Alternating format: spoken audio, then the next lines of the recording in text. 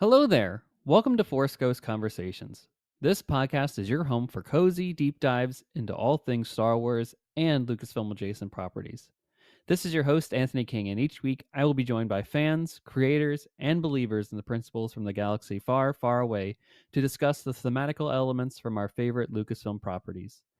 And without further ado, it is time to gather around the campfire for some Force Ghost Conversations.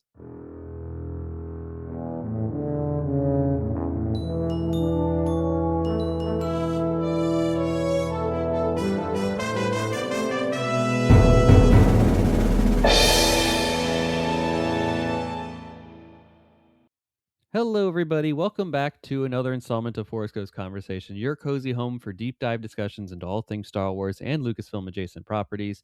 And this is another episode continuing our discussions, all things The Force Awakens in honor of its 10th anniversary. And for this episode, we have special guest Colby Mead from the ColbyCast back on the show to chat about this and their experiences of seeing the movie, our memories from it, and just really the time and place of this film and how it impacted the rest of the Star Wars fandom in the 10 years since.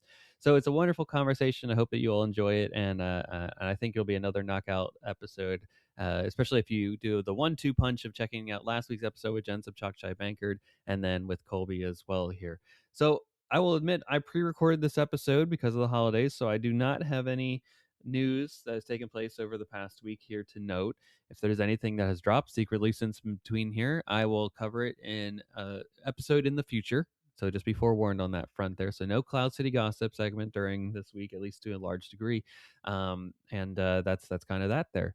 I did want to note again, if you want to follow the show, first off, tell your friends about us, tell your family. You're maybe hanging out with them and bored right now as you're listening to this. Tell your friends, family, anybody that's interested about Force Ghost Conversations, and share the goodness that we're doing here because it helps to keep the lights on, so to speak. And additionally, we do have Patreon, where you can, for as little as $1 a month, support the show and get access to a ton of different goodies.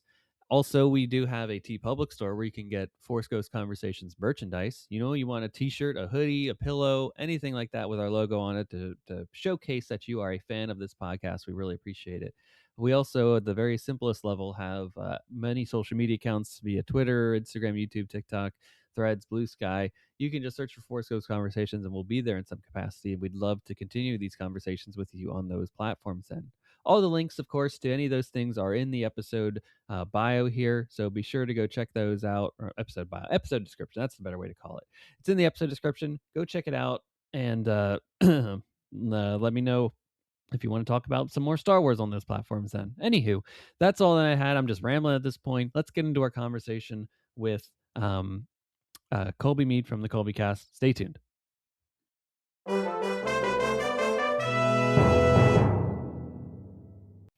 Ladies and gentlemen, we are back for another installment of Force Ghost Conversations, and we are here for our second dive into a 10th anniversary look at The Force Awakens, Star Wars Episode 7, Disney's first foray into live action Star Wars on the big screen. And boy, did it knock a big punch into the world itself here. It took the world by storm, and we are here to celebrate it in all aspects of it. And just we are here with a wonderful guest, friend of the show, Colby Mead from the ColbyCast. Colby, welcome back to Force Ghost Conversations, and how are you doing?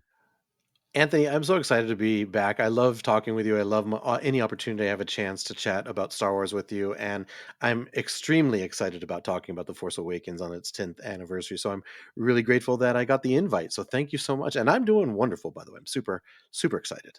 Well, I'm thrilled to hear that, and I have to ask before we dive into the questions here because I know that we're in the holiday season. I know a tradition in your household is often to watch like a series of films on like New Year's Eve. Has the sequel trilogy ever been one of those filmographies, if you will, that has been decided to be watched in subsequent order for the New Year's countdown? It absolutely was. It really was. It Nice. was probably, I'm going to guess during the pandemic, probably 2020, right after Rise of Skywalker came Wow. out, Okay. or maybe 2021. Yeah, and another fun one that we did was we actually watched when Clone Wars season 7 completed, we watched the Fall of Mandalore arc and Revenge of the Oh, Sith. amazing. That was the New Year's Eve marathon, and that was amazing. Just those 4 episodes, Gnarly. and then Revenge of the Sith. Oh, super cool. But yeah, we have done the sequel trilogy. I was gonna say because I know that you guys have been doing this for a while now, and but that is although we're celebrating 10 years of it here, we're still only 5 years out from, or a little over five from Rise of Skywalker. So the amount of time to potentially do those three on a day is less than what you could for anything else, just about. So I'm glad that it made the cut to celebrate that fun experience there, and then I got glad you guys got to watch all that together. Then Yeah, absolutely. And I'm a huge, Star Wars is my happy place, and I'm blessed to be one of these fans that just loves all of it. So the sequel trilogy definitely falls into that category where it's just a joy for me to watch anytime. So amazing. Well, we're in good company then. We're big sequel trilogy fans here, from The Force Awakens through The Rise of Skywalker. But we're going back to the beginning here. When I say the beginning, I'm talking about the Disney acquisition of Lucasfilm in 2012, because that's really the best place to start this conversation here. It's not really with The Force Awakens. It's about the announcement that we're getting an Episode 7. And when you found out about this in 2012, what were your initial reactions to the sale and the knowledge that new films were coming? I knew you were going to ask this question, and it's like you cracked my brain wide open and said, "Yeah, Colby, what do you want to talk about in this conversation?" And this was number one on the list. I love Great. telling this story because I can tell you in detail how I found out about the acquisition. I will start it though in 1983, Okay. very Take well us back even before. more. Yeah. The reason I want to do that is because when I walked out of the theater in 1983 after watching Return of the Jedi, 8-year-old Colby wanted to know one thing and one thing only, and it was what happens next. I just Mm, desperately wanted to know. And despite that, I never got into any of the expanded universe stuff. I never read the comics. really? I didn't read the books. I don't have an explanation for it. I just didn't. So that stuck with me literally until 2012. And I love the prequels. I was super happy we got more Star Wars in that way, shape, and form. And then the Clone Wars, of course, I was super happy to have Star Wars Mhm. that way too.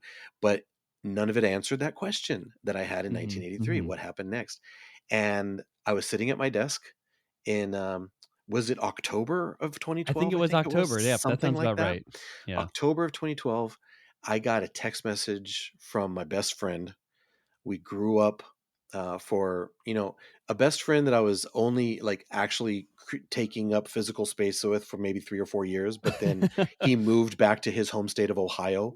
But we Okay. just remained friends through The 2,000 the pen miles pal and back in the time. day, right? Yeah. It was, yeah, yeah. I could tell all kinds of stories about that. And unfortunately, we lost him in 2013. Mm, But in 2012, we were always texting and all that stuff. And yeah. my phone buzzed. I was sitting at work. My phone buzzed. I looked down, and it was him. And he's the one that got to tell me about the Lucasfilm acquisition by Disney. And in Amazing. the same text, it said they're going to be making episodes 7, 8, and 9 and TV shows and spin-offs. And it was all I could do not to stand up in the middle of my office and just start doing fist pumps because I was finally going to be able to get my answer of what happens next. Uh, Amazing. and yeah, I mean, I was not disappointed. So it's just so much fun to reminisce about that little time in my life and start and fandom. And I'm really grateful I have an opportunity to share that with you.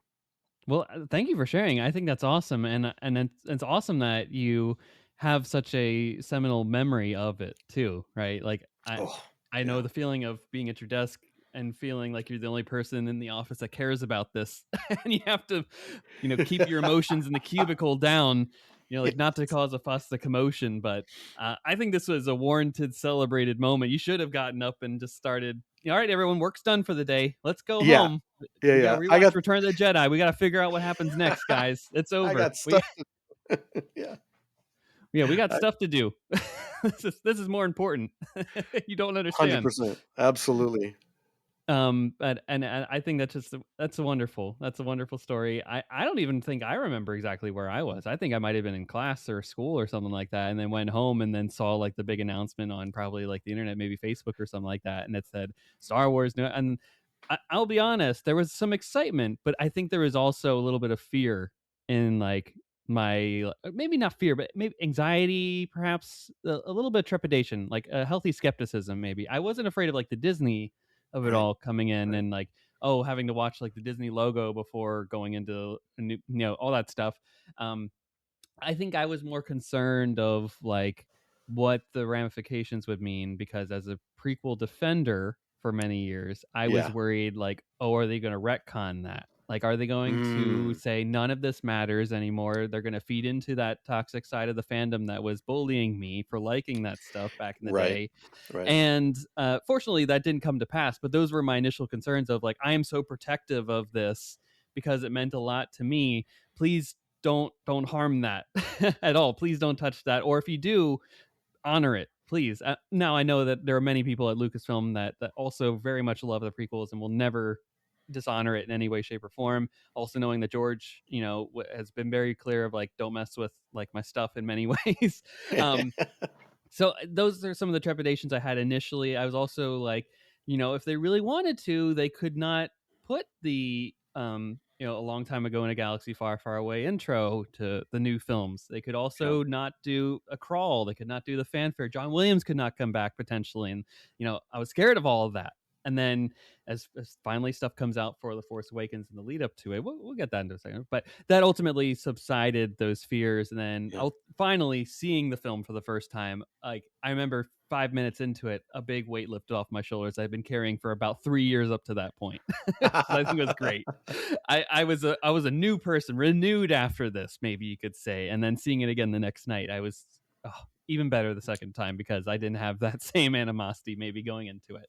So let's do the jump ahead a few years now. We're in the lead up now to the Force Awakens. There was a lot of really well done trailers. I'm thinking that Thanksgiving 2014 teaser. I'm thinking that Celebration 2015 teaser, the Monday Night Football trailer that announced like the tickets were on sale. So Star Wars Rebels was also on Disney Plus. We can't forget that technically launched the Disney Yep. new rebrand of Star Wars Yeah. a couple months prior to The Force Awakens coming out. Celebration was at center stage once again in Anaheim, and especially in 2015. It was a great event. And the things like the Star Wars show were now on YouTube and reaching a whole ton of different fans through the fun, wacky, and whimsical humor that they presented on that show. So, what are your memories of this time frame before you even bought tickets and then walked into the cinema that fateful Thursday night in December of 2015? My fandom was in such a different place at that Okay. time, and it's not, and don't get me wrong, it's not an excitement thing because I was through the roof in anticipation. But I can tell you that, on the ColbyCast, I have my boys on, my 2 boys, Caleb and Luke on, and they're so nice. They are so good at, week after week after week, they say, "Okay, Dad, let's talk about more stuff." We've been doing it now for, close to 4 years, Yeah. and, coming up in a few months. And but I didn't have a podcast back then. Hmm. My kids were in high school, and they were in that stage of their life in high school. They grew up That's all you they need to grew up say. s Right, We're in yeah, high thank you. school. They grew up loving Star Wars. They're Clone Wars kids, right? Their entry point Hmm. was the Clone Wars. But you also go through ebbs and flows of your fandom, right? So what I'm trying to get at is that I didn't have a ton of people around me really to Got it. share that excitement. I Yeah. mentioned, Yeah. losing my friend that was close. We were equals in the fandom, and I had Sure. lost him a few years before.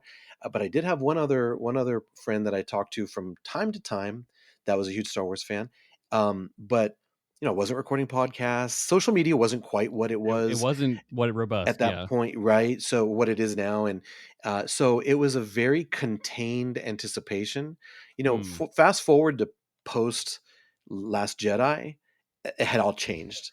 Now we're talking about That's like yeah. That's a different I'm conversation. yeah, just had all changed, and really because of the community that I found myself in at that time, including yourself, right? Hmm. That's when when I had started becoming more active on Twitter and started actually appearing on a podcast like for the first time in Yeah, yeah. 2019. So a matter of 4 years, drastically different. So but I was still actively participating in all of it, and I love the fact that you brought up like the Star Wars show. Mhm. That was gold to me. It was a It weekly thing. was. Every time I'd get Every that, Wednesday I was tuning into that. I absolutely loved it. And then, of course, the rollout of Rebels. And then I remember there was also a YouTube companion series. What was it called? Rebels Recon, I think it was. Yes, yes, And after every I episode dropped. that had Pablo Hidalgo on it and Andy Gutierrez, and I absolutely loved watching that show too. So So that's great. where I was just consuming any kind of, really it was based on YouTube videos that they were putting out there. I was eating up, left and right and just licking the Yeah, fingers and saying, "Give me it some was more." amazing. And the anticipation of it. You mentioned the trailer. I was sitting still at that same desk that I found out about the acquisition, and I found out, I saw on Twitter that it had been released. I grabbed my headphones. I have no shame, Anthony. I ran right out of my office and I ran right into the bathroom and I closed myself in a stall because it's the only place that I knew of that I would not be interrupted. And I watched that trailer and I could not tell you how excited I was after that, right? And mission accomplished too, not interrupted, and I was able to just hit play Beautiful. again and watch it again. This is the best. Yeah. No shame, no shame. Look, I am not afraid to admit too that I have watched many a trailer. Uh, ran to the bathroom, found the stall, closed it, and said, "I'm taking a 10-minute break here. I'm watching this. I'm dissecting it." I remember very vividly when the Kenobi trailer dropped and did the same exact thing. I was like, "Man, I'm making a Yes. beeline for this thing. This is important. You don't understand. This is like Christmas has come early, folks." and Yes. and Yes. boy, and then this trailer exactly. I believe that you're referring to the Chewie We're Home one. Is that the Yes. exact one? Okay, great. Yeah. That's the same one that starts out sorta like with, there's a Snoke says there's been an awakening, and then it's sorta like Yes. going in and out, right? You see BB-8 Couple of different shoot scenes and across. all that. Yeah, and Yeah. then you see Finn and his, in the desert after the crash and, yeah, all of that, and I was just like, "What is happening right now?" And then all the speculation and theories started flying just based on what we saw in that. Oh, so much fun. It was so much fun. Yeah, I mean, this was an amazing time because like we're getting these images back that I don't know about Yeah. you, but even with Clone Wars still a thing too.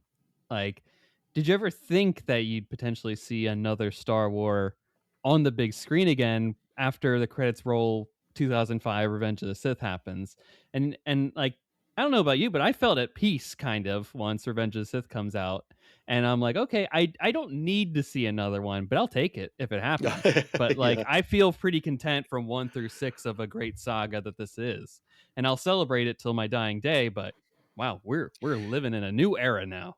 Just a super wonderful, beginning and ending, a very complete, we had the story and the arc that was introduced to us in the 77 through 83, had that, now had all those gaps filled in because of episodes 1 through 3. And I agree Hmm. with you. It was Hmm. 100% there with you on that. And in my life I've said goodbye to Star Wars like twice because You the have. movies were concluded, right? And that's where I was again in 2005, just like you said very well. And I was going to miss them, but I had done it before, so I was used to. I'm like, okay, well, it's time to say goodbye again. This was Yeah. wonderful, and there's no new Star Wars for us.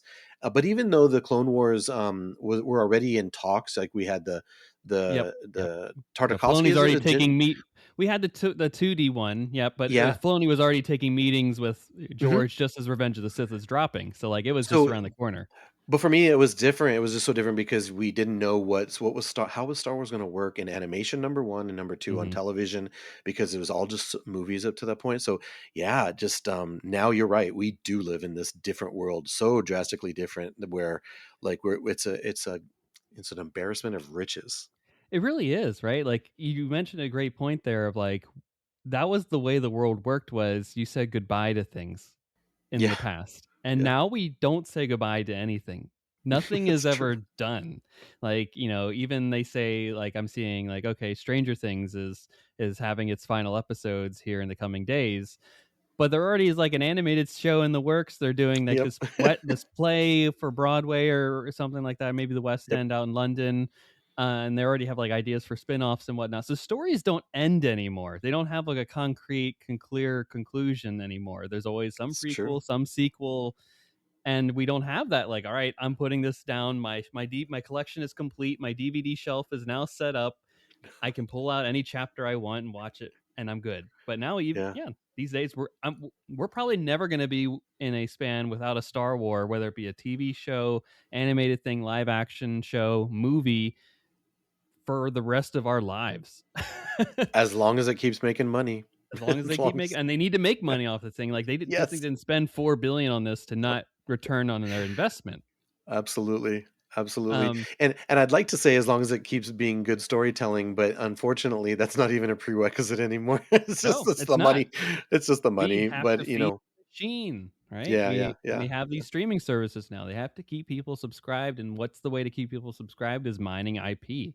And yep, that's what they'll do is they'll just yeah. mine it until they're like, "All right, we need to take a 2-year break, and then we'll come back stronger than ever," Hey, and with I'm all some for it. thing. To be quite honest, I'm all for it, but as long as that, it would really be great if they do continue to tell good stories with good characters and, being relevant to to where we are as people in a Yeah, yeah. society. And I know that's a lot to ask, for too much, but, and they can do that. It just depends on, like you said, I love the fact that they've taken this 5 year break, really, or 6 years to be honest, Mhm. from Rise of Skywalker, and we're coming up on another one now, with Mando and Grogu coming up, Yeah. and I'm glad that they took that opportunity. So, bring it on. Just tell us good stories. Tell us a good story, and I have a full faith too, right? They didn't rush something. They didn't just Yeah, say, "Hey, we need to have a Star Wars out every 3 years in the cinema."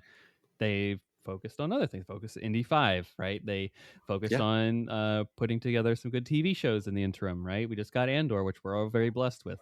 And, heading right into Mandalorian and Grogu, they are full steam ahead on that, and they wouldn't have greenlit it because 'cause they've announced many a project since Rise of Skywalker, right? But not all those projects have come to fruition, especially on the theatrical side, and many of the things that have been announced prior to Mandalorian and Grogu are not even close to being finished script and and put forth to even have like a production budget and move forward with all that stuff with casting.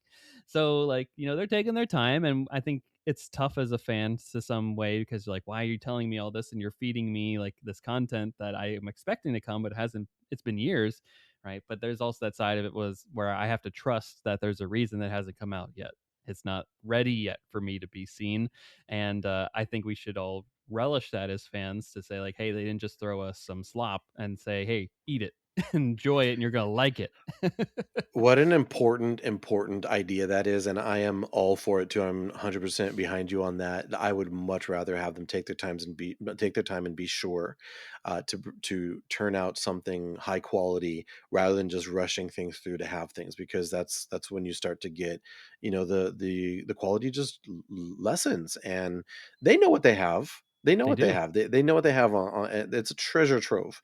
And I think that they've learned that how they should approach it best. And I think this is going to be a very interesting era that we're moving into to see if they learned their lessons and what kind of differences that's going Oh, to bring. we'll find out. We'll find out for sure. They're in like phase 4 now of like learning how Yeah, to deal with Star Wars it's not in easy. the new It's not an reality. easy. It really Yeah, isn't. And with leadership changes too at the company, everyone's got an idea and opinion, right? It's amazing that Kathleen Kennedy stayed in her role for almost what 14 plus years now.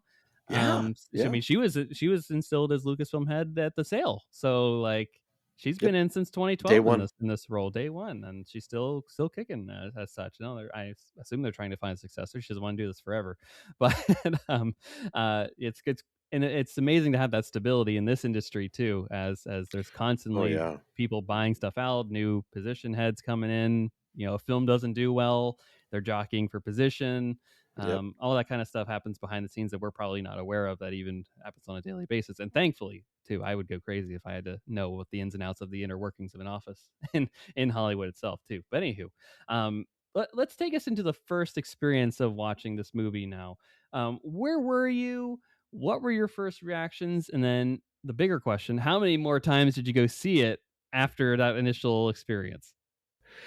So, would you believe me if I told you that I saw it on the Thursday night early, preview openings? Okay, I believe that. But yeah, that's not hard to believe. What's hard to believe is that I did not have a ticket for that as of 8:30 that night Whoa! for a 10 o'clock show. I Would you had get the not last purchased ticket? tickets. I hadn't purchased tickets. I had no plan. I was even thinking about going into this like, how am I going to avoid spoilers here? I don't know when I'm going to see it because, like I said, the kids were in school, they had their schedules, and I'm just sitting there going, Yeah, late like, night too. what's You're happening? watching this till 1 a.m. and then Yeah, you gotta go to work the next day. definitely was groggy. But I mentioned the other friend that I had, and he literally reached out to me at 8:30 that night and said, "Hey, I have these 2 tickets for Star Wars for The Force Awakens. I had asked my dad if he wanted to go, and he originally said yes, but he just backed out. He didn't know it was at Oh. 10 o'clock at night." Oh, see? And Past the so bedtime. so my friend is my age. You can imagine what his dad's age would have been. Sure. So he called me, and I looked at my wife, and she said, "Why are you sitting down? Go get ready." That's So right. I You did. go face the traffic. You gotta get there. And these were not, ordered seats, like, this was still come, Gotta get in line. first. First come, Yep. first serve. That's right. So we were at the back of that line, so it was in the 2nd row, and I was sitting up there, and I didn't care. Usually, I do Oh, not yeah, like watching movies like that. you're staring up. No one likes But, that. yeah. So 8:30, I was sitting on my couch. By 9:15, we're on the freeway. Not even 9:15. By 9:30, we're on in the line, and we start walking in there, and, oh my gosh, Anthony, just the electricity and the cheering and just Yeah. the whole theater experience was like there for me. There is nothing on earth like a Star Wars movie. Mhm. This one was up there just because of all the things that we're talking about. It was just so exciting. And as a matter of fact, I only saw it one other time in Really? theaters Took during the its family? theatrical run. Took the family. That's exactly what it was. It was the following weekend. Took the family, and if I can, I can share. I just love to share this one story. Sure. I had talked to Caleb, who's my older son, and so this was 2015. He would have been 16 at the time, and I was talking to him about how much like Star Wars has meant, and like the whole generational aspect of it. Yeah, And yeah. I mentioned something to the effect of being excited to go see it with them because that had never Mhm. happened for me. Was going to a Star Wars movie with my Yeah. sons. You get to This was the share this with first. them. So in the theater, actually during the very close to the end of the movie, when Han starts walking out, when he's going to go confront Ben on that sort of that walkway, there was a young family behind us and a little kid that was sitting behind us, and she said audibly, "No, don't go out there." And Caleb heard her and, like, shared with me later what an impact that made on him, just knowing Wow. the how invested this young child was in this movie and seeing it, They were locked as in. oh my gosh, and it was sorta, like, reflective of what I was sharing with him about, like, the theater experience for a Star Wars Mhm. movie, and he there's the first thing he said after the movie, he's like, "Dad, I gotta tell you about this, what this one little kid said," and I'm just like, "That's it, man. That is It's it." beautiful. Yeah, it was so wonderful. So, a very, very memorable 2 times in the theaters, but only 2 times. Well, hey, any time is a memorable time in my opinion, but wow, what great experiences. First off, seeing it, having the fanfare of just like being in the moment, opening night, just experiencing it, letting it wash on you and then take letting it marinate for a few days and then going back in with the family and then just having an equally awesome experience where there are so many that's the power of the theatrical experience, folks, is you're just there with a bunch of people, strangers, in a dark room, quiet, and then the film is that good, and we have all these devices now that like are made to distract us. They are like crafted with such efficiency to always want us to be looking at it instead of like living in the moment and looking at the things that are in front of us. And The Force Awakens was one of those experiences where people were just locked in to the Yep, movie from start to yeah, finish. yep, Like a film doesn't make what over 2 billion right. because it's not good. first No. off, and second off, if it's not engaging, if it doesn't have that pacing, if it doesn't have the characters, if it doesn't have the score and the look and the feel and just the wonderfulness that makes Star Wars awesome, is all that DNA is infused into this movie. And it sounds like, from your, I mean, I'm not putting words in your mouth when I say it sounds like you had amazing times both of those times, and it's just led on to other wonderful experiences throughout the rest of your sequel trilogy experience. I just love the fact that how you were talking about cell phones, and I sort of had this idea like now you have how many people you can have in a theater, let's say 100, and in any other setting where 100 people are in close proximity, you're going to have 70, 75 of those people, separate eyes on separate screens. But in that context, you Hmm. have 100 people staring at the same You're all screen. There's engaged on the same thing. connection. There's connection with the audience in the film. There's connection with audience members to audience members, and it is. I Yeah. agree with you. I am an '80s kid. I grew up in movie theaters. I have a super. They have a very special place in my heart. And I know things are changing, and that's okay. That's okay. I'm okay with the change. Change has to happen, right?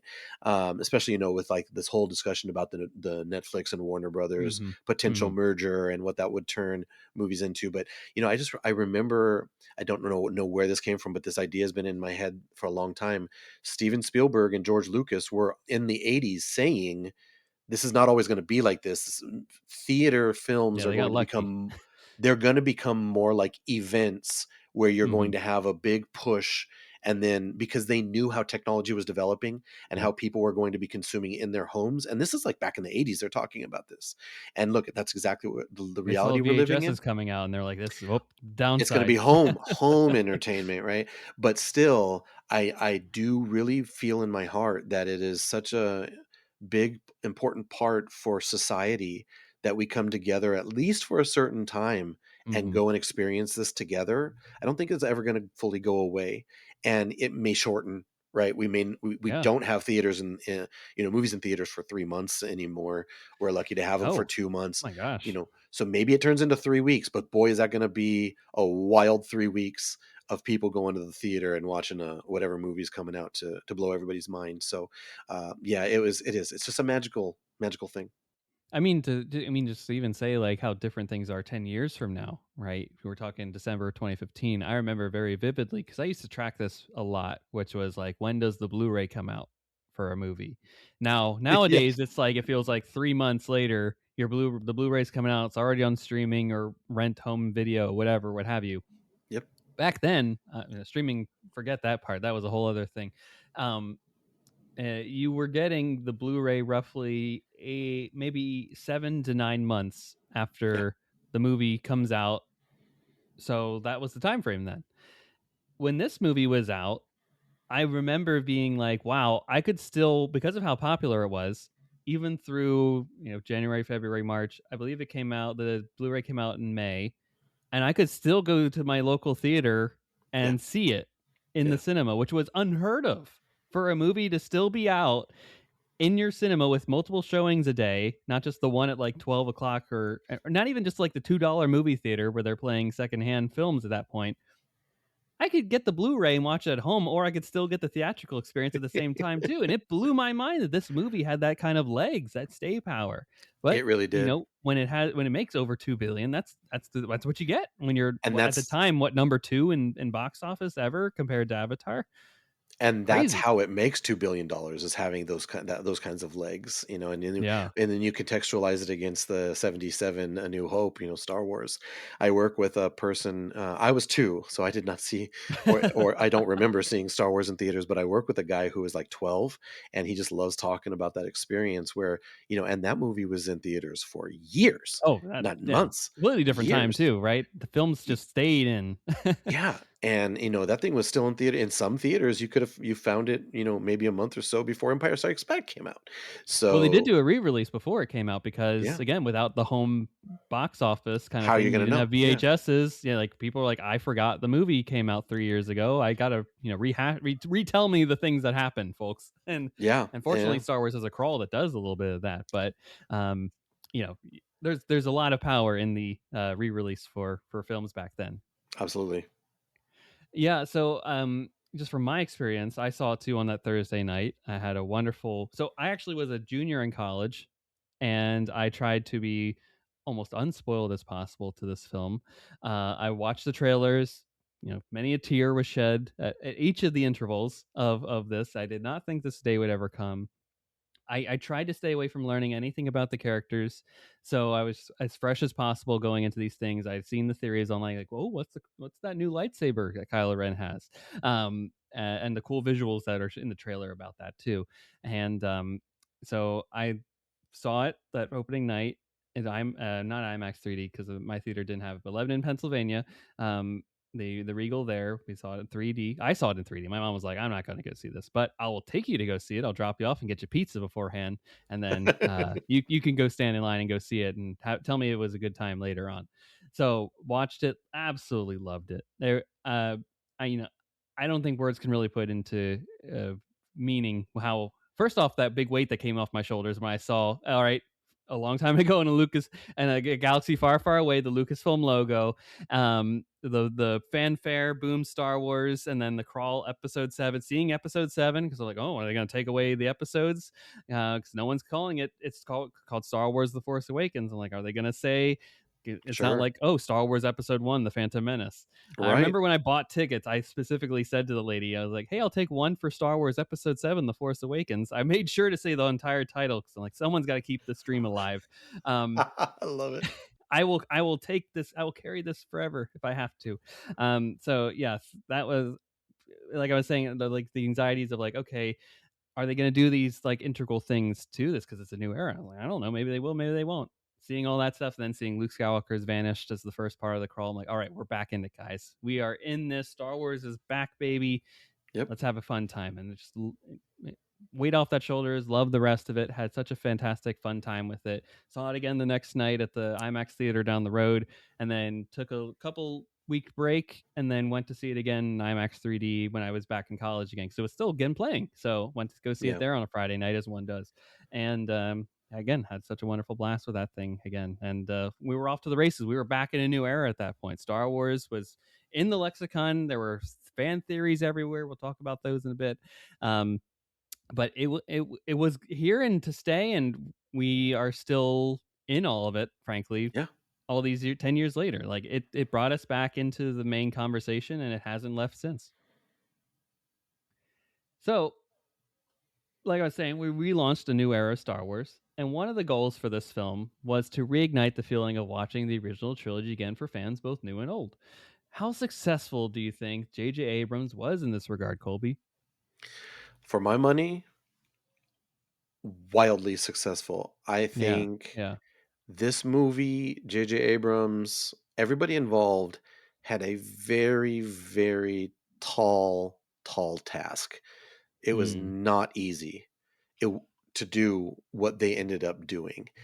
right. And I think that they just, for me, and I love to talk about how I try to go into things with zero expectations, sort of like what you just Hmm. talked about, Hmm. your approach to this movie.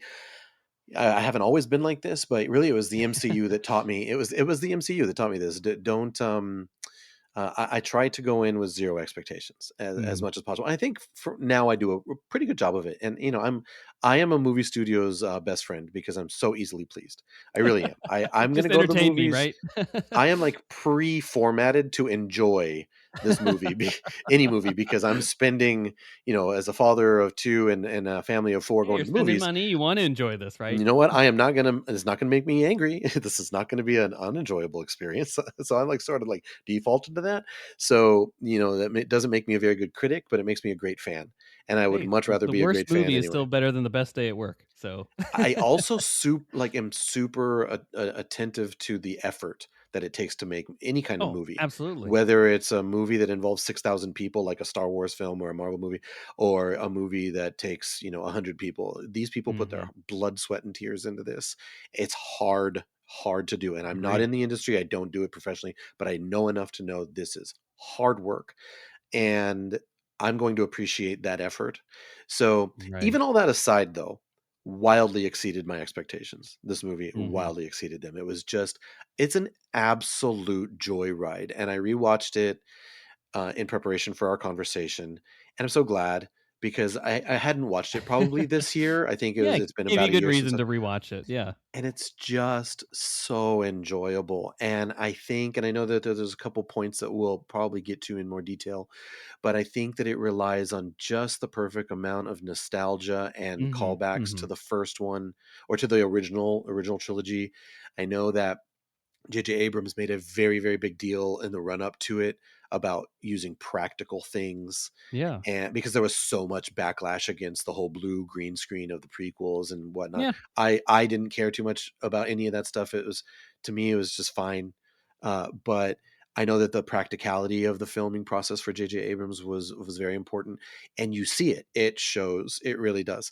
mhm. And I think that it did just what it needed to do to reintroduce and recontextualize Star Wars for the 2015 world that we were Yeah, watching it yeah, in. Because you can't just rehash something, you can't just make it to make it. You need to agreed. make it and it needs to be good. And this film is just so much better than good in my opinion.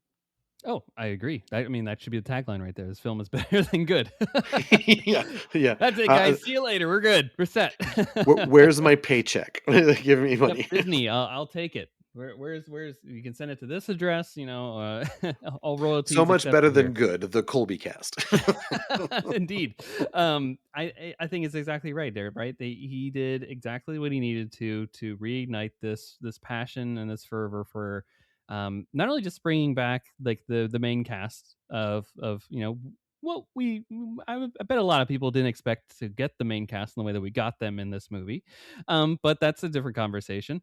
And we got all the big three back in some way in this movie, and we got introduced to a series of new characters in this film that equally hold their own in this film and are just as important to this and were also, you could argue, just as important to the Star Wars fandom and community moving forward, because if they Yep, didn't work, then you could say that this film doesn't work at all, right? Because it's 100%. about passing on, it's about generations, it's about passing, that's what Star Wars has always been about. It's about passing Yep, it on to the next generation, and then allowing them to tackle the events of the day while also helping them out and shepherding them through as taking your life experiences and then helping them along the way. So this film does exactly that. I think you were right about noting about the practical nature of it. They shot this on film too, which is very I think important. I think another thing that maybe gets a little overlooked is how great the script is of this. Like, there's a lot of great humor in this interwoven too, amidst all of like the mysticism and whatnot of the Force and the spirituality of it all. But wow, is there a lot of great, especially like Han. That you could say this is Han's movie in many ways. So I would attest that to Lawrence Kasdan being kind of coming on and punching up the script a bit that I think Michael Arndt wrote a first draft for, and got this very much in a working shape that feels very much like Empire Han or Return of the Jedi Han in that sense, and just really goes off to the races with that. A lot of great, creature design in this too that mimics many scenes from the original trilogy, but it creates new characters as well for this endeavor. So, like you were saying, I think it is that wonderful blend of old plus new, and saying, "Hey, we're gonna have this wonderful adventure now. Let's figure out what the First Order is. Let's figure out who Supreme Leader Snoke is. Let's figure out who all these folks are." And we'll talk about that in just a little second here, folks. Hang on to that one. Um, in fact, actually, let's get into that. Let me dive yeah. into that one. I'm gonna say for like. I think you would agree with me here that I'm saying, like, once this film was out, like, I think it led to the most magical and positive time that it was ever to be a Star Wars fan. It led to this era of debate and speculation as we look forward towards Episode 8, which only came out 2 years later. So, first, what was your favorite theory from the time once you saw the film? And I'm sure you, like many people, myself included, were going onto the websites and seeing, like, oh, here's top 10 theories of who this character could be, or where is this character's lineage from, et cetera, et cetera. What was your favorite theory from the time frame leading up to Episode 8? For me, the main question that just sort of remained through the whole sequel trilogy is sort of infamous now. I will quote Maz Kanata when she looked at Han Solo and said, "Who's the girl?" Yeah, yeah. That was it. Who is Ray? Why is she so Why incredible? is Ray? Why is Ray? Well, yeah, exactly. Why is Ray? But why is she so awesome? Like, really, Ray from the beginning, and I even mean Hmm.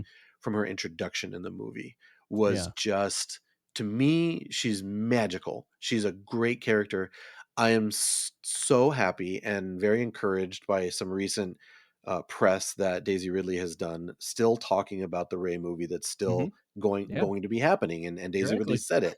She said it. Like, it's coming. It's coming. And again, it's one of those things where take your time, get it right, Don't rush put it. out Yep. something amazing.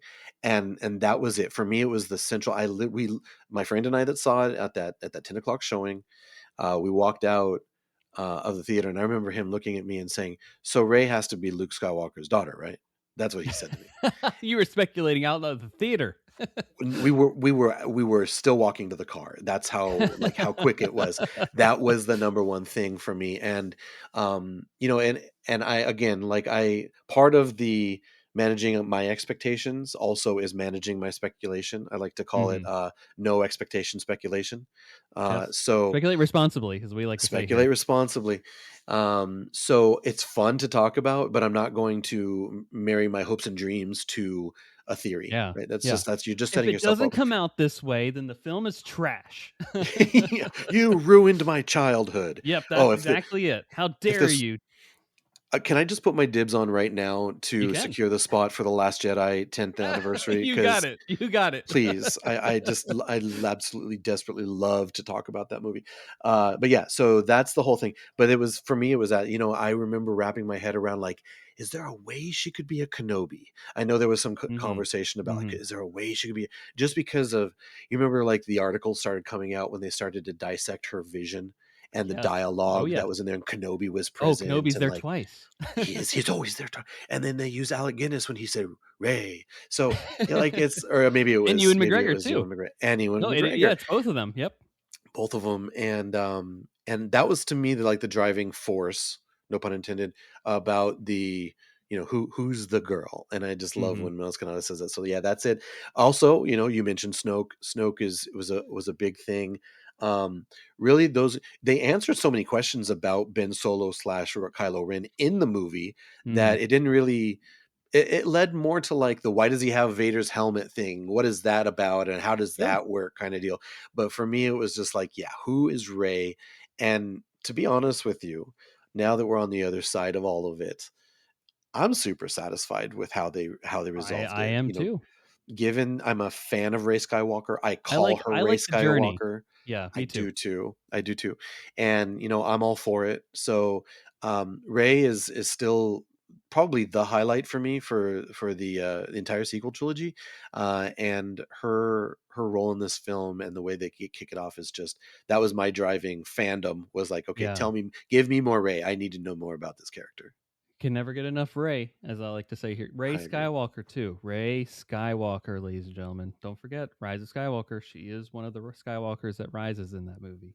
That's who she is. That's who she is. And And that's who she I'm here is. for it. I'm here for it. Henceforth, right when that Ray movie comes out, whatever it will be, they will say, "Oh my gosh, it's Ray Skywalker," and That's I will right. say, "That's right, that's right, that's right." You can't forget it, guys. Correct. Correct. Um, I think that's awesome. I love how you were already getting out of the theater, walking to the 1 a.m. You're delirious after watching this. After and you got to get home and get to bed. six That is the 6 a.m. wake up call is coming. that's an accurate description. Delirious. You're like, I don't know how I got home that night. I just was autopilot somehow. Punch it, Chewie. We got there eventually. And just the way that that film ends with, like, it's Ray pass like handing the lightsaber back to Luke, right? Like it's Yeah. the journey for Luke Skywalker. Like we're all on this journey with Ray to find Luke Skywalker, and that's how the film ends. Now, and the Last Jedi picks it up in such a beautiful way there, I think, especially based off of how this film sets up the Luke Skywalker story too. Yeah. It's a whole other conversation here. Um, but this really is Ray's movie. It introduces Ray in such a fantastic way, and she is the heart of this thing, right? She is like this is the hero's journey. It's Ray's journey, and it's incredible. So I'm glad to hear that Ray was at the forefront of your conversations from the start, and that you're also satisfied with the answer of Ray, and you look forward to more Ray, as we all do here as well. Yep. Um, for me, I Snoke Theory was my like big saving grace. Like I was immediately like so in college, going back for that next semester, a lot of the people were as they were, it's a film everybody saw. People were talking like, "Hey, who's this Snoke guy?" And I was like, "You guys, the answer is right in front of all of you. It is Darth Plagueis the Wise."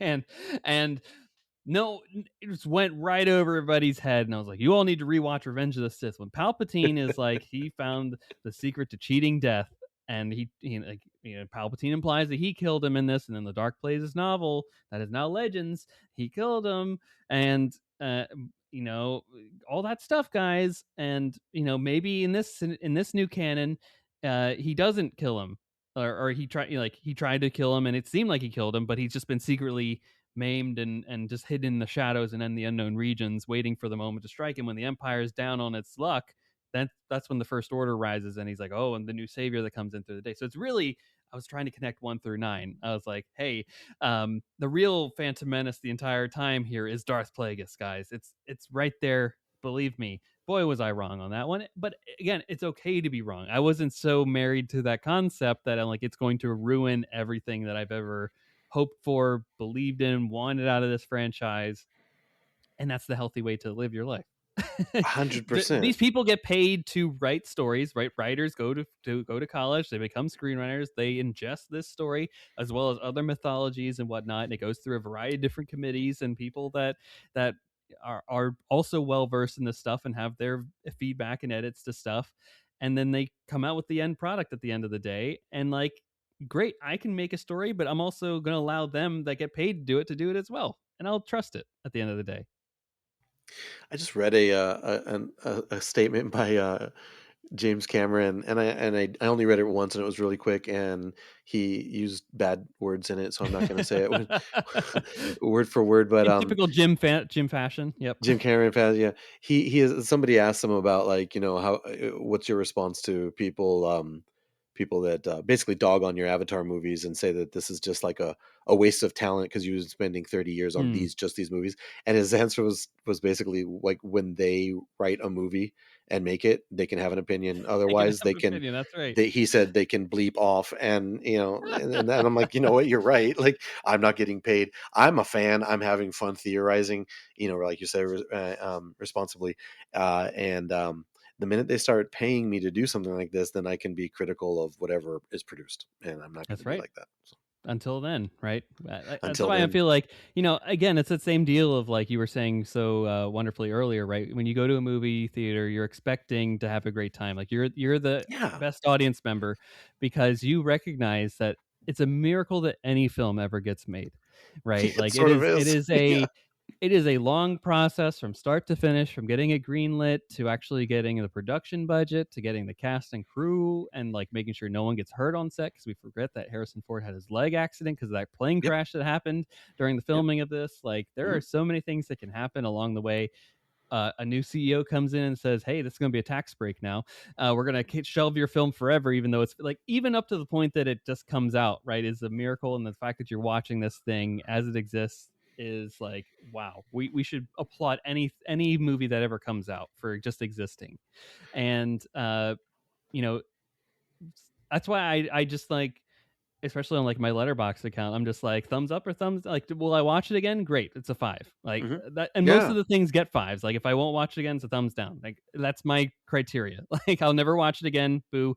I still Hmm. enjoyed it probably, but thumbs up probably most of the time because like I recognize the wonderful wonderful nature it is to even get this thing even done. Listen, Anthony, right now you're talking to a guy, again, no shame. I saw Howard the Duck in theaters like 5 times. I was probably like First 9 off, years as old. you should, as you I should. I adored that movie. And that is like universally panned as like just garbage. I don't think it's garbage. I loved it. I was, it was made for me. I was an irreverent 9 year old or something. But so again, you go to the movies to enjoy yourself. Like, I have two standards, two criteria for a good movie: move me emotionally, Hmm. and teach me something of value. There You you don't go. have to do both.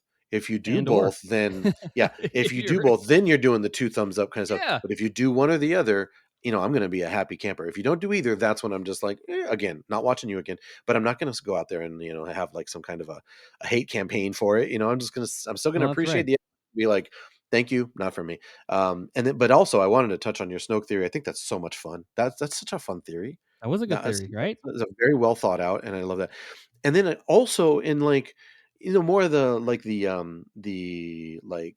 less central uh characters, like the Unkar Plutt. Like, what's he about? Right? What's this guy about? What was his deal? Um yeah, That's right. Laura Santeca. I remember there was a lot of talk about, like, who's that guy? What did he Mhm. do? His name's not really Laura Santeca. Who is he actually He from knows the Leia. original? What's the Yeah, deal? he knows Yeah. Leia, was it? Yeah, so there was all these, and Star Wars is so good at that, like, just throwing characters right in the middle of things that have this implied backstory. Boba Fett, right, Mhm. is the Mhm. prime example.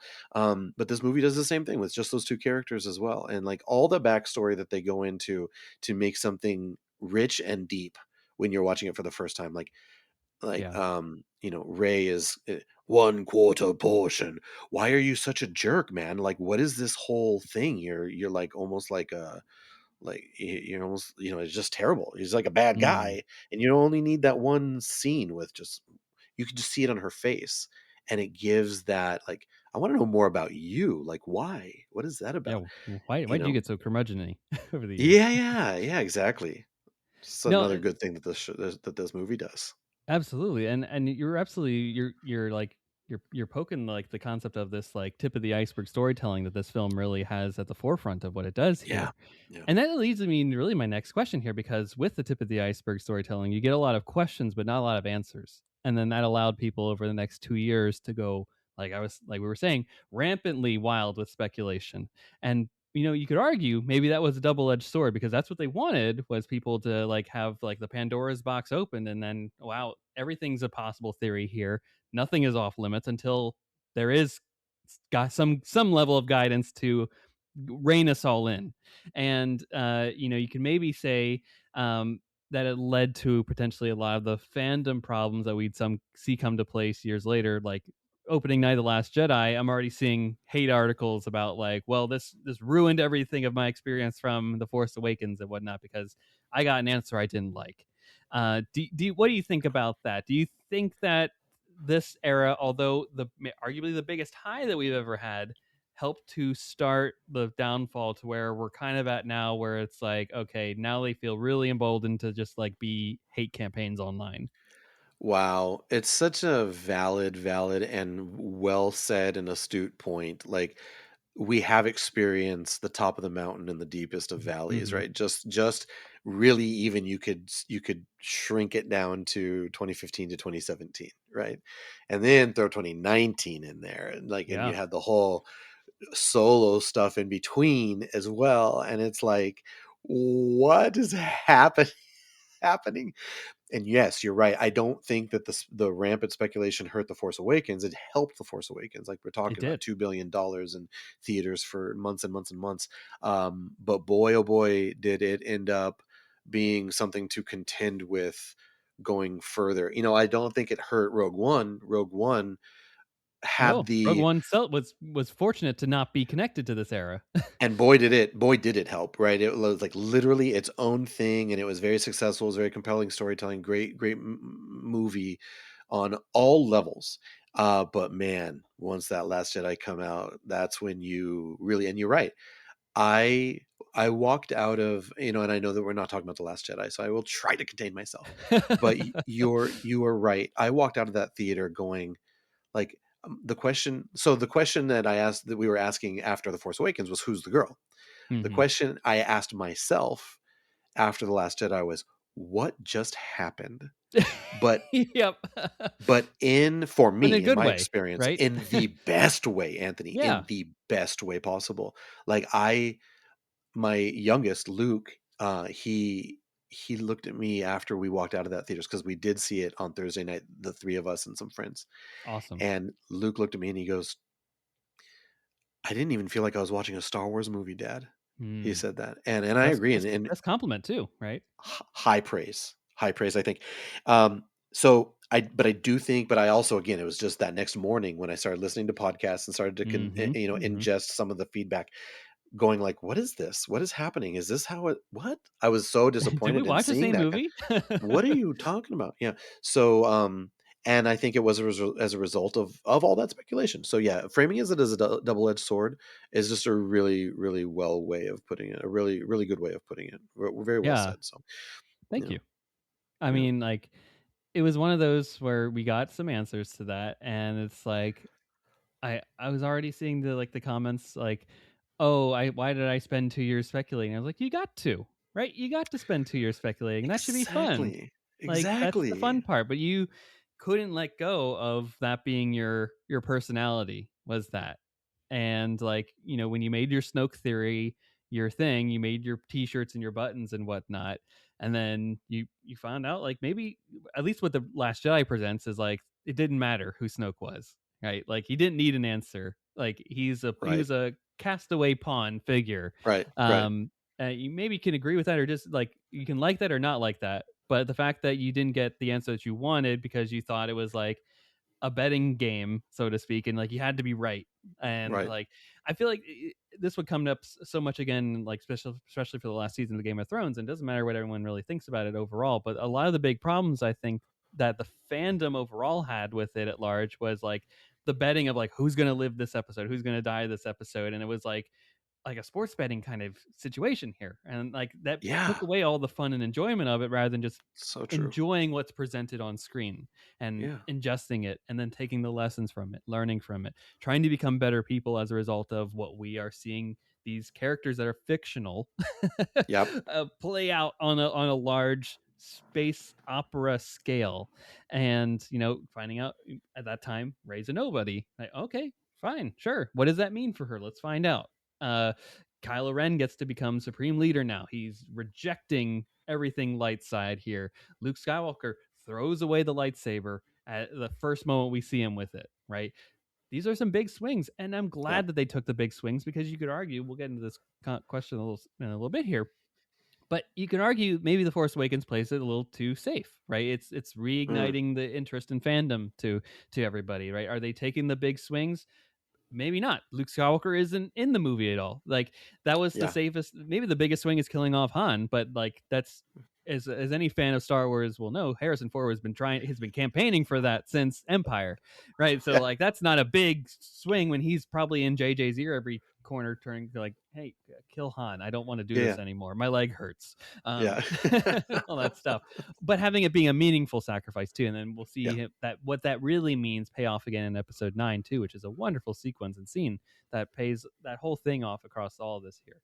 So ultimately, what I'm getting at a roundabout way here is that speculation is great. We get to do it. It's a part of the fun of fandom.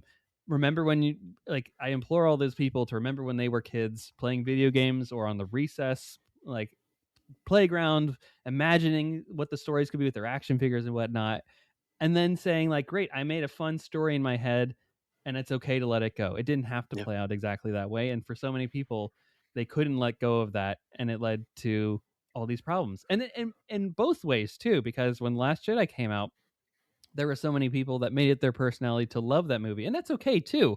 But then Yeah. when Rise of Skywalker comes out, they're hating that movie because they think it's an attack on the Last Jedi, The without Last Jedi. Yeah. recognizing that there is actually wonderful through lines thematically between all three of them that connects this. They didn't intend to retcon, like, there's a whole subset of people that think that the Rise of Skywalker exists to bash everything, right, the Last Jedi, and retcon Yeah. all that stuff, Yeah. when I don't think it does, right? And I that's don't just think my anything opinion, is and retconned. I don't think Nothing. anything does here either, right? And it's just No. they were trying to conclude a story, and they did based off of what's set up in Last Jedi and moved the story forward, just like the Last Jedi takes what was done in this movie and moves it forward slightly. But anywho, that's my get off my soapbox there, Anthony. But that's ultimately my thoughts on this one. It was sad to see the high come down, but eventually the bubble was going to burst anyways, and it burst in a really horrendous way, in my opinion. 2015 to 2019. What a wild time to be a Star Wars fan. It's like Oh, it's wild. And I lived through the prequel. You did too. I lived through yes, all the yes. so you had your original trilogy, and then you had your prequel trilogy people, and there was already a schism that had been opened because of that, and this the prequel and all the hate that existed because of those. And that wasn't even when it wasn't even predated social media and That's right. actual like It was booming in the internet for forums. everybody. Yeah, and then this one just took like on the life of its own, right? And yeah, just a wild time. And I'll never forget, and I love the quote from Pablo Hidalgo, "Your Snoke theory sucks."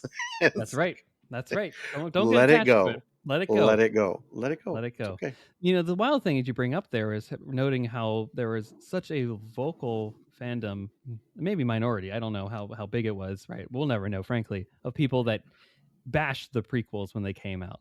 And then Yeah, The Last Jedi comes out, and then they start loving the prequels in a way to like their hate flipped around, so they started loving and celebrating the prequels just so they can bash the the the Last Jedi, right? People were so thrilled that George was out the door, yeah, right? And that yeah, Disney had taken over. yeah. And now Yeah. they're like, bring George back. You're ruining George's vision. I'm like, you guys are never satisfied here. You just want to hate something. Such a weird world we live in. It's just such a weird world. It really is. It's the ebbs and flows of it, and hopefully with Mandalore and Grogu, we'll all be centered again Oh, on wouldn't that be an even nice? playing field. That would be Don't nice. hold We your yearn breath, for but how these. nice would that be? Yeah, we yearn for this era. I'm already hearing the criticism. It's just a TV movie on the big screen. Like, oh, God, okay, guys, Guess come on. what? Guess what? Don't care. Yes, that's right. I don't care. I Don't do care. not. I do not. Well, let's dive into that criticism comment that I made earlier here. And like, you could say that overall, maybe it was too safe. A lot of people also say that this film is a rehash of A New Hope. What do you make of that? Do you agree? And maybe if so, if you agree, is that necessarily a bad thing? I don't think it is, and it goes back to like the comments that we have made about what a difficult job it had to do to reintroduce and make relevant again this Hmm. franchise that it had been dormant for about 10 years. Although there was a lot of excitement because of 2012, there was nothing between 2005 and 2015, with with the exception of the TV shows. Right, we had the Yeah. Clone Wars Yeah. animated series as well as the Rebels, beginning a little bit before this, but as far as a feature film, nothing for 10 years. And this job had to read this movie had the job to reintroduce.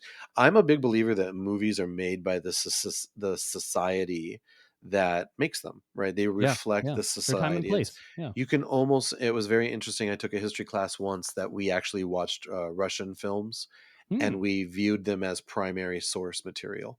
Love We it. look, what did this film say about the society that produced it, basically. And it was a very interesting way to learn about history. I have now sort of put that on movies in general. What is That's this your movie prism for looking at saying? things. Yeah. Yeah, it's a great way to look at stuff. Perspective. What is this movie saying about the society that produced it? And you can say a lot of things about the Force Awakens. Part of it was trying to tap back into the hope and fun Hmm. that Star Wars brought, because that's part of its success, because the 70s were so Yeah. bleak, right? Yeah. Post Watergate, Vietnam, we had oil crisis, and also if you look at cinema in the 70s, bleak Yeah. storytelling, bleak storytelling. Yeah. There's a reason that Rocky was so successful, right? It gave people hope. That's what happened with Star Wars. It came along with this fantastical adventure, and you want to go back and start picking Star Wars apart, you can. There's lots of material there. Sure. Does it matter? No, it doesn't, because it because To of quote the Colby, over. I don't care. I don't care, but it gives society a reason to come together and connect in a hopeful manner. And that's what I see when I see the sort of the repeat tropes that The Force Mhm. Awakens shows us. That's what I see when we go to Maz Kanata's castle and people are just, oh, it's just like the cantina.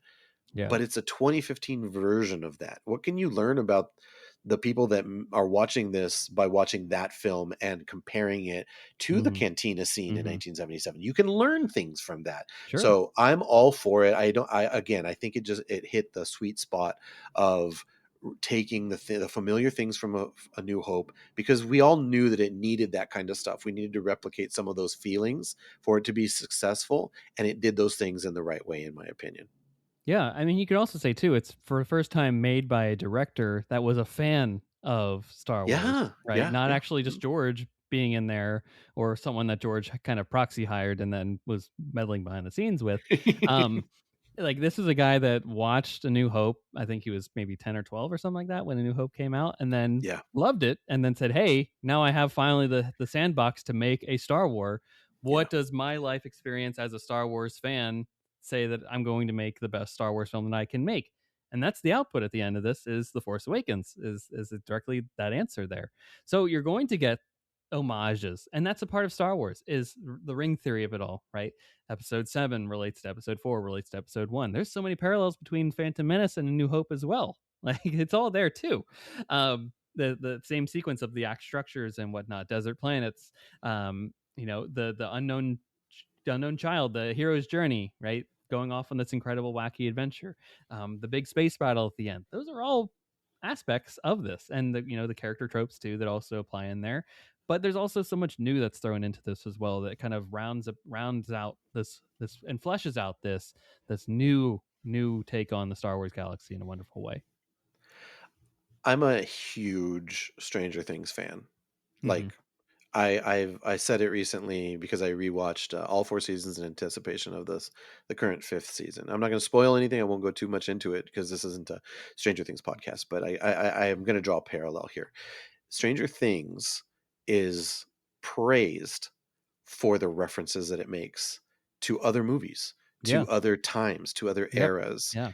The Duffer Brothers literally go on interviews and say, "Hey, you might want to watch this movie and that movie and this movie and that movie to see if you can spot the references that we make in the upcoming season of Stranger Things." You can't praise one franchise and then cut down another franchise for doing the exact same thing, Yeah. because that's what filmmakers, that's what storytellers do.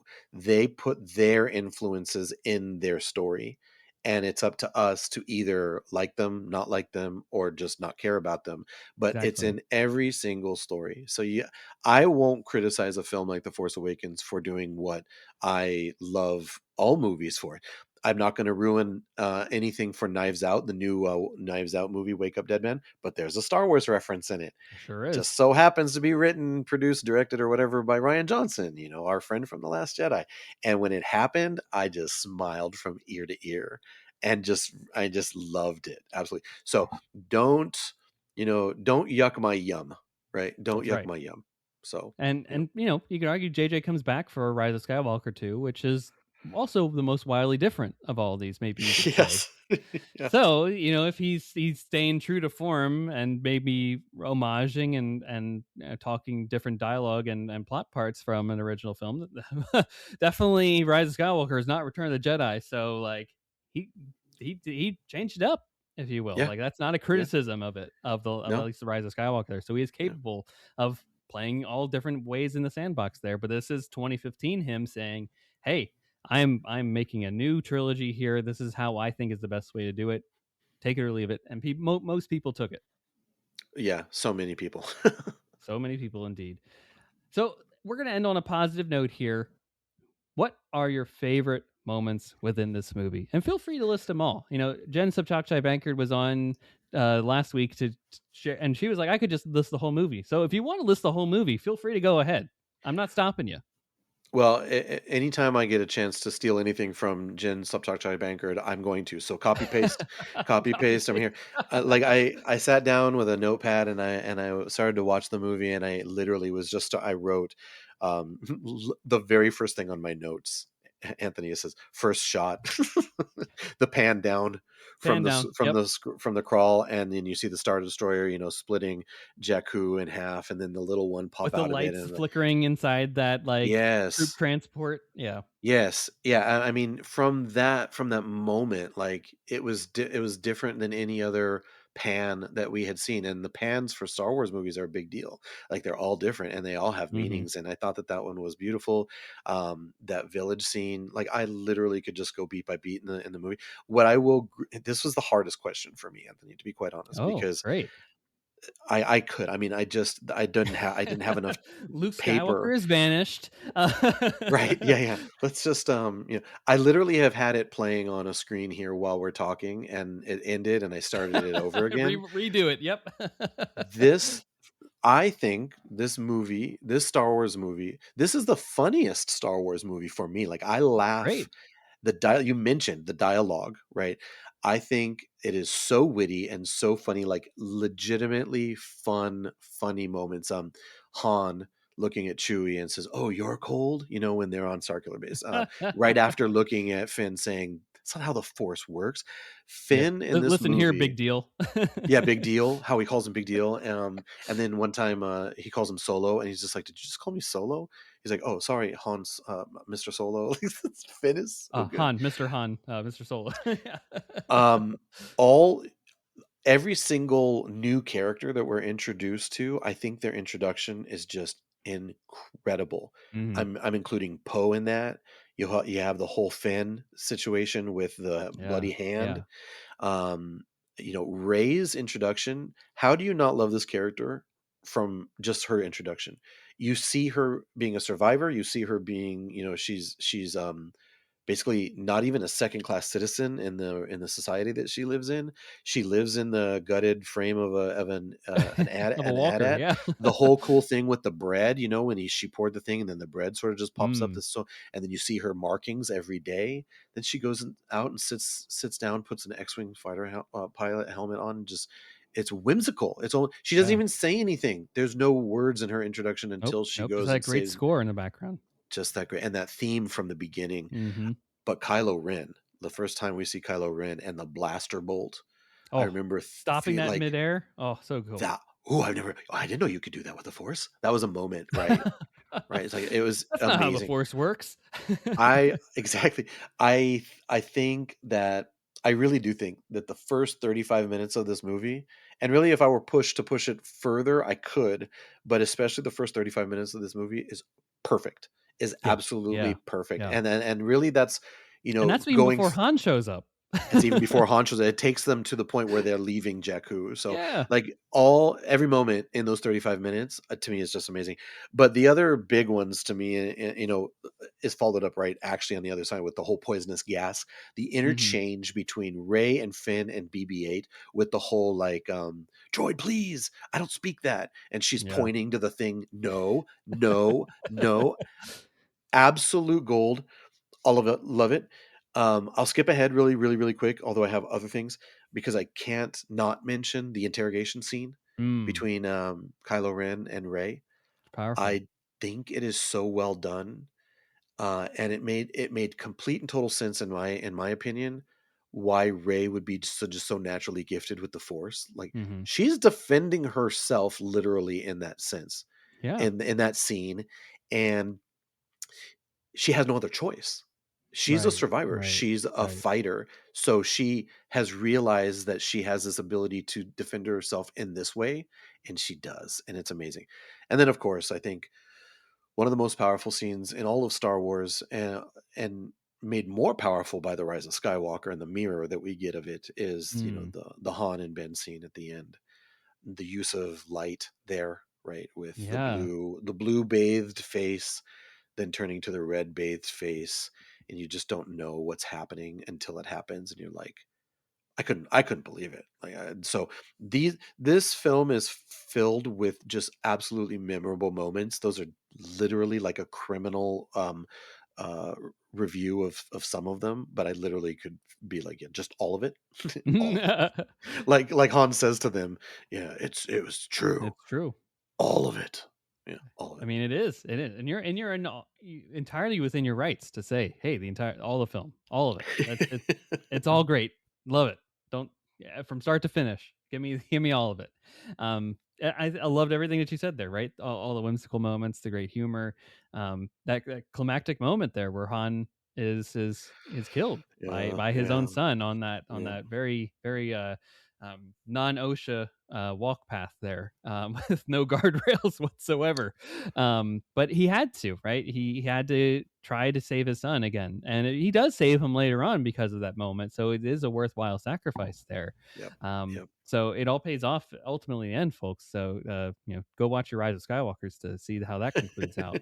But I will say, just as a in the eras immediately following this movie, I think even maybe like that Friday after the movie came out, boy, was the social media at the time rampant with the spoiler that Han dies, and not like in the way that you would think of like some people just posting about it. It was in comments of like the most random things I remember possible. Like I Ugh. would see like an ad for like Home and Garden magazine, and they'd have like an article or something, and like the first comment is Han dies. And like No, so that's out many of random bounds. articles was like people were going nuts with spoiling this movie. I'm like, good thing I saw it Thursday night. That's why you go see it Thursday That's why night. you go see it as soon as If you possible. first showing, you cannot get spoiled. Now, of course, now if there's like some uh terrible uh, critic or Yeah. press person out in Hollywood that gets a press screening or something like that at the premiere and spoils some, then that's a whole other display of nonsense. But you can stop yourself from the main core of people out there to spoil yourself. Because I'm like, well, good thing I saw it because that would have ruined my day if I stumbled upon this home and garden article and and good housekeeping or whatnot. Like, it was crazy. These random places you would never expect to see a Star Wars comment was right there front and center. Oh yeah, Han dies in this one. That is a next level. That is like next level stuff. I'm glad I didn't see any of that stuff, but I totally believe what you're Watch saying out. because some people are just yeah, and I'm so grateful that these Thursday night viewings are becoming earlier More and earlier popular. and earlier, Yeah, right? they're Because not the I'm not midnights getting anymore. I'm not getting any younger. Like I'm not trying to be out again until 1 o'clock in the morning, and with these. But I love the Thursday night, especially for the Star Wars and the big Mhm. IPs that are out there. Yeah, yeah. So PSA from Forest Goers Conversations: go see it Thursday. Yes, yes, yes. Go see. That's a big lesson to take away from this: is go see a Thursday night showing. Yes, Preferably like a 7 or 8 o'clock, so you can get to bed at a reasonable hour, depending on the length of the movie. yes. But I also want to add too. I do love um, the lightsaber pull at the end out of the snow. I think that is such a big fist Oh, pump moment. Like I don't know so about good. your theater, but my theater cheered so much at that moment. Yeah, In a ditto. film that has so So many good. cheerful moments, right? Han saying Chewie we're home, even though it's in the trailer, people couldn't stop themselves. Even the Doesn't matter. fanfare, right? People saw the Star Wars, heard the music again, big round of applause, cheer. Yeah. Destroying Star Killer base and all that stuff, seeing Luke Skywalker at the end, but that lightsaber pull got the biggest out of the entirety of this thing, and to see the Skywalker blade once again that I thought I'd never see again after Luke's hand fell again, a story for a different time, tip of the iceberg. We'll find out that story later, doesn't matter. Yep. I think we kind of got that story in a comic. Don't quote me on that, folks. I think it's out there. But I think it's wild. I think there's involved some like cloning. Anything involves cloning with hands and whatnot. But yeah, that is that. So I want to say that's arguably probably my favorite moment from the movie is that lightsaber pull, leading to a great lightsaber duel between them. Like Kylo Ren's hitting himself because he's bleeding out. Remember, he was Yeah. shot a few moments earlier by Chewie's Yep. bowcaster, and boy, as the movie showed earlier, that thing knocks a wild punch as Han's like, "Ooh, I like this thing. Yeah, that was You've been holding great. out on me all these years, buddy, with this thing." And yeah, to have he's bleeding out, gets the cut across the scar on his face, much like Anakin, his grandfather, and Yep. it's really cool. Great moment. The planet's blowing up. Meanwhile, the stakes are there. It's a snow planet. It's awesome. Love the visuals of it all. And then it leads us to the Jedi steps and finding Octo and going up and then Luke Skywalker and a great conclusion to a movie that then left us with so many cliffhanger answers. We're literally on a cliffhanger as we end this movie, Literally. and then it leads to Luke Skywalker throwing that lightsaber on moments later. I think that's the cool thing about the Last Jedi is it takes place like literally moments, hours after this movie, which I think is awesome. Yeah, no other Star Wars movie picked up right after No, the end of the not yet, last at one, least. and yeah, yeah. I have to shout out the Rathtar scene with Conja Club Yes, and Balatik. I mean, this is it's so wildly funny. fun, so fun. It's such a fun scene. And then honestly, I may quote this Star Wars movie more than any other. If you take Hello There away from Hmm. the because that's just everywhere. But the quote I love, I absolutely love this, and it's just such an obscure moment in the film. Anytime, and I mean Anthony, anytime I solve anything, whether it's a problem, whether it's just answering a question that I'm having trouble getting my head around. Anytime there's a solution in my life, this line pops up in my head. I bypass the compressor. With a big smile on your face. huge smile on my face. I literally was trying to figure something out, and my wife knew I was in the middle of this. She was at work, I was at work, and I was trying to figure this out. I finally figured it out. I texted her. I bypassed the compressor. I don't Wonderful. know what it is about just her exuberance in delivering that line. Mhm. Like, I bypass the compressor, like, and I feel it. I feel it anytime I am able to overcome any kind of an obstacle. I bypass the compressor. I love it, and I think that's a great way to conclude our conversation here is by bypassing the compressor. I love it. Colby, It's great. thank you so much for coming on the show to chat all things for Force Awakens. I almost said Force Ghost Conversation. Like it's all the same title here eventually. Force Awakens for its 10th anniversary, episode 7. Where can the folks find you and the Colby cast if they want to continue the conversation and or find out all the cool stuff that you're doing over on that podcast? The Colby Cast. It's on all of your major podcatchers. Anything you want to listen to, just Google it. You'll find it. It's on the Spotify. It's on on all of that stuff. And also, I do a terrible job at social media. I envy you. You do such an Oh amazing job golly. on your social media. No, I mean it. Like every time I see another post, whether it's on TikTok, which Colby Cast is on, we don't do anything there. In Just Instagram, lurking in the shadows.